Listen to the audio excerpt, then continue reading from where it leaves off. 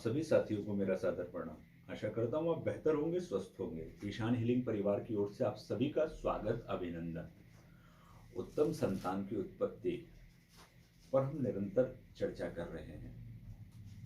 देखिए, जब भी कोई विद्यार्थी किसी एग्जाम को पास करना चाहता है, आप और हम जब भी किसी व्यवसाय को स्थापित करना चाहते हैं या कोई नया काम करना चाहते हैं, चाहे वो घर की एक शादी हो, चाहे घर का खाना बनाने की बात हो, चाहे किसी बच्चे का जन्मदिन हो या कोई भी और कार्य हो, उस सब के लिए हम कोई ना कोई प्लानिंग बनाते हैं।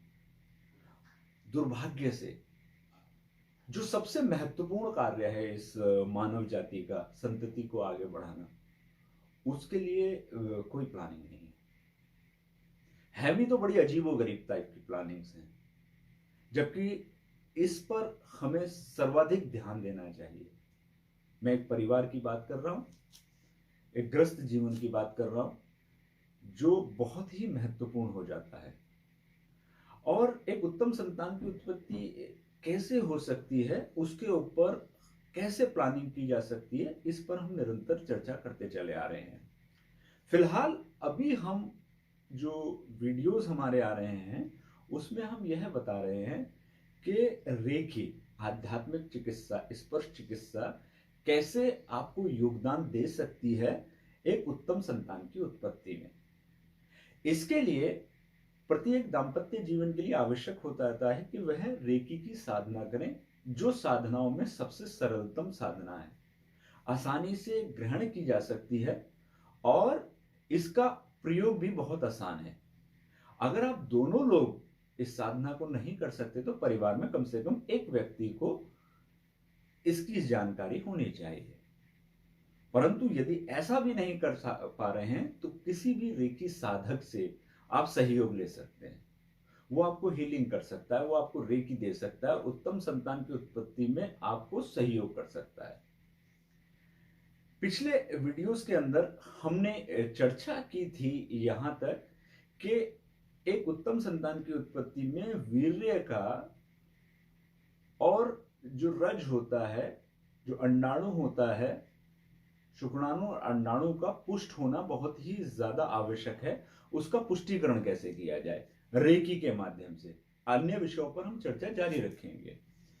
तो आज हम लोग जो चर्चा कर रहे हैं कि गर्भ धारण हो चुका है, लेकिन यहां भी हमें एक चीज ध्यान रखना चाहिए कि जब हम गर्भ धारण के प्रोसेस में जा रहे हों तो हम दिनों का चयन अच्छे तरीके से कर लें।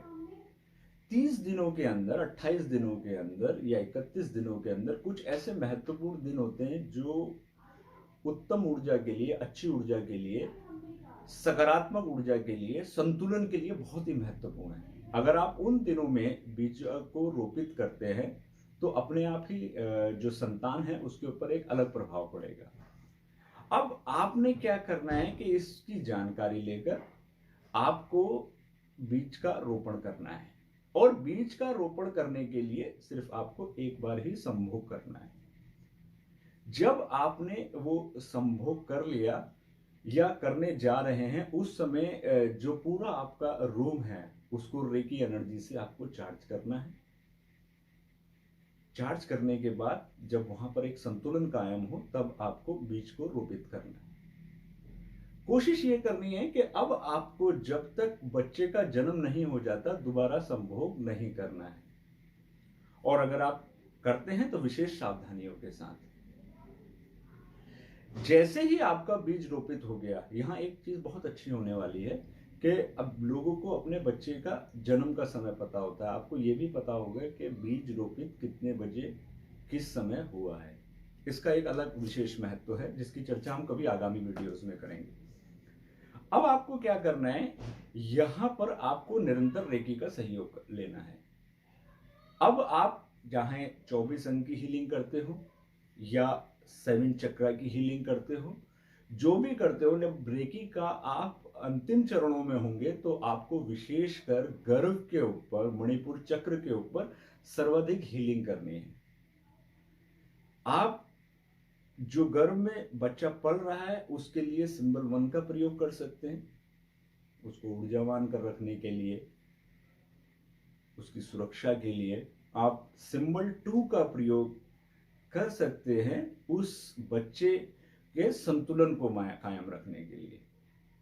इसके अलावा आप निरंतर अपने आप को, गर्भवती महिला अपने आप को रेकी के माध्यम से एक सुरक्षा कवच में ले सकती है, गर्भ को सुरक्षा कवच में ले सकती है। यदि आप दोनों ही रेकी के साधक नहीं हैं तो जिस भी रेकी हीलर से आप सहयोग ले रहे हैं वो आपको निश्चित समय पर ये सारी कार्य प्रणाली करेगा आपके साथ। वो दुरुस्त रहकर भी इस सब काम को कर सकता है, उसका रोज आपके घर पे आने की कोई आवश्यकता नहीं है। जो भी रेकी हीलर आपको सहयोग कर रहा होगा वो बेहतर जानता है इसके बारे में। इसके साथ साथ आपको क्या करना है कि जिस कमरे में गर्भवती महिला रहती है उसे रोजाना चार्ज करना है, उसकी स्वच्छता का पूर्ण ध्यान रखना है। सिंबल 1 के प्रयोग से आप पूरे कमरे को चार्ज कर सकते हैं।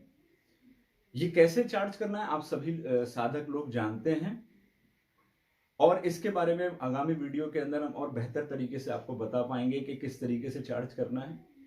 इसके बाद आपको उस पलंग पर जिस पर गर्भवती महिला सोती है उसको भी विशेष रूप से चार्ज करना है, हीलिंग करना है उस पलंग को। सुबह के जल को हीलिंग करके ही पीना है। जो सुबह का जल है उसे रेकी एनर्जी दीजिए। उत्तम संतान की उत्पत्ति के लिए वहां प्रार्थना कीजिए और प्रार्थना करने के बाद घूंट घूंट करके उस जल को आपको ग्रहण करना है। इसके साथ साथ आपको जो ध्यान रखना है, जो भोजन महिला ग्रहण करेगी उसको हीलिंग देनी है प्रतिदिन, चाहे वो सुबह का नाश्ता हो, दोपहर का खाना हो या रात्रि का भोजन हो, आपको उसे प्रॉपरली हील करना है और ये बहुत ही आवश्यक हो जाता है। आप जो भी रेकी हीलर से सहयोग लेने जा रहे हैं उससे प्रॉपर आपको चर्चा करनी है, उससे बात करनी है, क्योंकि ये भी हो सकता है कि आप किसी रेकी हीलर से बात करें और वो आपको एक समय हीलिंग दे दे, लेकिन आप उसके साथ बैठकर पूरी एक प्लानिंग कीजिए, पूरी एक चर्चा कीजिए कि इतने बजे मेरी महिला मतलब भोजन ग्रहण करती है, इतने बजे ये सारा सिस्टम है, ताकि वो पर्टिकुलर उस समय उसको हील कर सके। और इसको अगर आप खुद सीख लेते हैं तो बहुत ही ज्यादा बेहतर है, क्योंकि आप किसी भी समय हर पल स्वतंत्र हैं अपने आप को हीलिंग करने के लिए, अपने घर में रहने वाले बच्चों को हीलिंग करने के लिए। इन सब चीजों का आपको प्रॉपरली ध्यान रखना है। यहाँ विश बॉक्स का भी प्रयोग कर सकते हैं। अब विश बॉक्स कैसे काम करता है, कैसे हम एक उत्तम संतान की उत्पत्ति में उसका सहयोग लेंगे, इसके ऊपर हम आगे कभी चर्चा करेंगे। अब वह समय भी आएगा जब बच्चा जन्म लेने के लिए बिल्कुल तैयार होगा। यहाँ पर आप क्या कर सकते हैं, या तो आप अस्पताल जाएंगे या फिर ये प्रोसेस घर पर होगा। जब भी आप अस्पताल जाएंगे तो जो डॉक्टर आपको इस प्रोसेस में शामिल हो उसको भी आप हील कर सकते हैं, ताकि वह अच्छे मने भाव के साथ, वैसे सभी डॉक्टर अच्छे मने भाव के साथ ही काम करते हैं, लेकिन आप अगर खुद उसको हीलिंग करेंगे कि आपके साथ वो प्रॉपर सहयोग करे तो वो भी एक महत्वपूर्ण प्रोसेस होगा, आप डॉक्टर को भी हील कर सकते हैं। आज के लिए इतना ही, आगामी वीडियो में चर्चा जारी रहेगी। धन्यवाद, नमस्कार।